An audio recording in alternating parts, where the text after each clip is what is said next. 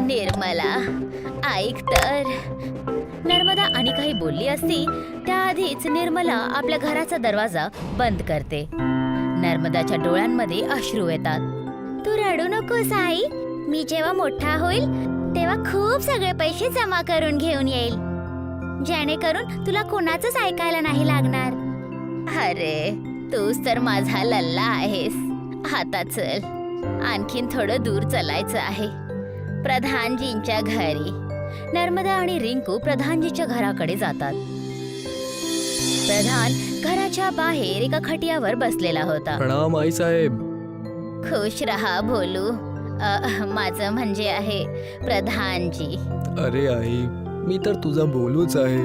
काय आज्ञा आहे हे सांग तू. तुला बघते तर मला आपल्या मुलग्याची आठवण येते. मुलगा समज